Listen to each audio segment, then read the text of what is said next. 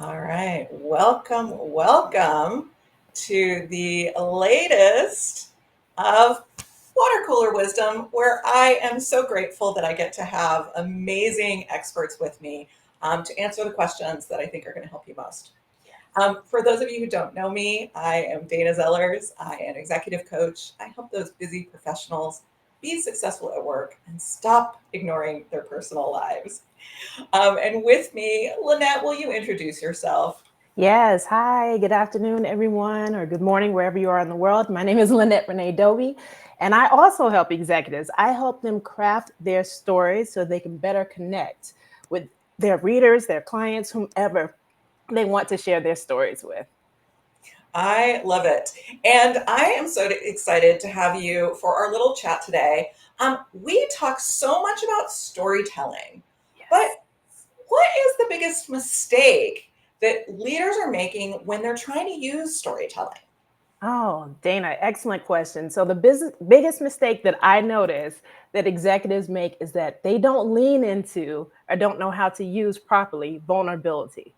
Ooh, Yes, I know you didn't think I was going to go there, did you? Yes, I find that's something that's kind of skated over. It's not even used. And I'll give an example of how this is done properly and improperly. Let's start with great. improperly first. So, we're humans, it's in our nature to tell stories. That separates us from lower versions or lower animals. We tell stories. We don't know if they tell stories, but we know we tell stories. And so, within that storytelling capacity, there's a way that you can bridge connection and also separate it. So, one example is there's a particular politician whose name I'm not going to call, but he said he began his business with a small loan of $1 million.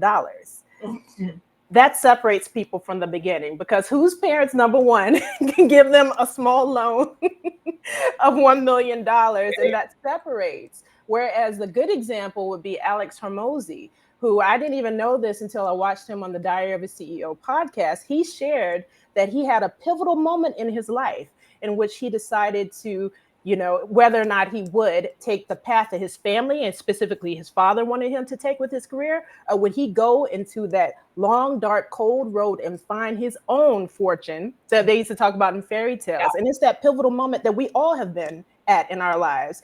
And just from him telling that one story, which I'd never heard before, and I like his stuff, I realized that he trickles that into every single part of his content.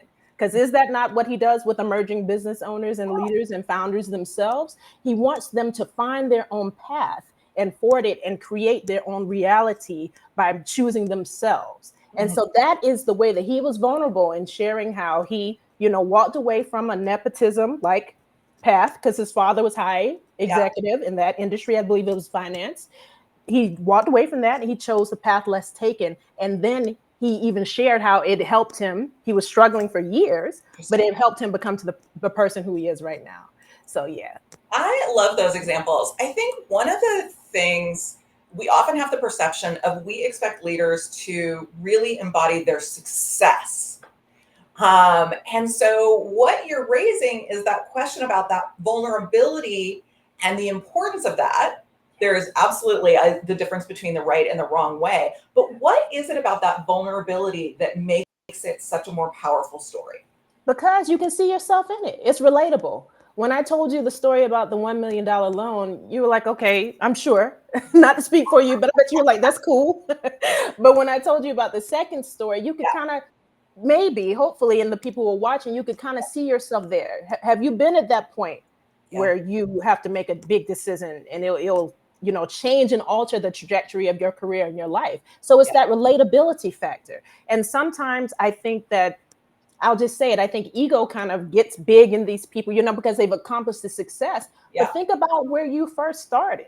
yeah, No matter if you're a founder or if you're a CEO in a C suite for another company that's not your own, still people can relate to that beginning part of not knowing where you're going to go. Or, like we've talked about in another conversation, Dana, when you start in the mailroom and you work all the way up to the CFO of the company, people want to hear about that because yeah. that's where they feel like they may be and that's where they have been. Yeah. No, I love that. And I think that pairing with how you sort of overcame that, how you built from that, those pieces are really, again, what I'm latching onto as you're talking about that. Does that make sense? Complete and total, because that's what people want to see. They just don't want to see, oh, you know what, I gross $17 million a year. How did you get there? How can I? Because then in turn they can substitute themselves in, how can I possibly get there? You got Yeah. to have that relatability. You have to show it. You got to show your work. Remember in middle school in math class? Yeah. The other thing that you mentioned, which I want to unpack a little bit, is this idea of kind of incorporating that into various places. Mm. So, share a little bit more about how our story and our storytelling really kind of gets expanded into multiple formats. Oh, great question. I mean, it's in everything because I believe that content should be done with intentionality. So if you start with the base of that story and you find that relatable acorn within or the nugget within there, it taps into everything that you do subsequently, whether it's short form in your email campaigns. You know, if you're a CEO, you can tell marketing, hey, I want us to lean into this when you Yeah. do these email campaigns. Whereas it's your personal, like I do for my clients, long form books of an executive. It's all in those pages. And that's another thing I want to say that's very curious. When I work with these executives to do their books and it's thought leadership, I put in a bit of them in it because it's kind of a memoir sort of hybrid that I like to do, because that's where you find the people who want to be with you, want to see you succeed, and they want to see you on your path because you've shown them little things. And in working with these executives, I feel them tense up when I begin to talk about the things that I know will Hmm. be a breakthrough for the reader. Yeah. So it's really cool to see how you use multiple channels to get to that underlying theme of relatability, connectivity, and closeness in story. Yeah. No, it's so powerful. And when you talk about books, I think that's one of the things that a lot of people are like, I'm not ready for a book yet. But this is the same principle applies when you're sharing posts on LinkedIn, right? 100%. It doesn't matter the channel, it just matters the story. I tell people the number one client is the story.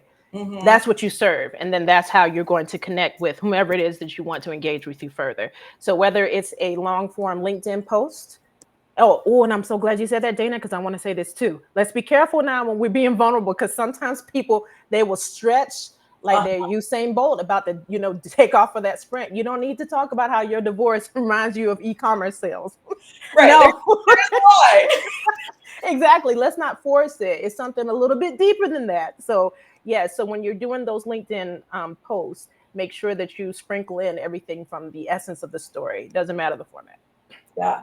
No, I love it. Lynette, I could talk to you forever. I think there is so much more for people to learn. If people want to get in touch with you or follow you for more, what is the best place for them to go to? Where we are right now, LinkedIn, and also my website, www.rightwayconsulting.net. Look at you, you're so fast. Thank you so much. In that QR code, they can scan it and then connect with me. And then we can chat about getting to the essence of their story and how to do it properly and not stretch. So you And get a not cramp, stress. not Not stretch. stress. Has There to be grounded in reality. There is a way. Yes. And if you want to hear more from me, I would recommend you check out my Better Week Blueprint. It is the key to making sure that you're focusing on the right things each week as you are moving forward and deciding what is important to you. I also want to make sure that you stay tuned, come back. There are going to be more amazing experts just like Lynette that I'm going to share with you, and you are not going to miss one. Lynette, thank you so much for joining me. This was so fun. I think we now know a little bit more about the power of storytelling and the mistakes that we don't want to make. Oh, it was truly my pleasure. Thank you so much for having me, Dana. Everyone out there, thank you for watching, and I appreciate it. And tell those stories and be real. Love it. Love it. Take care, everyone. You too. Thank you, Dana. Bye.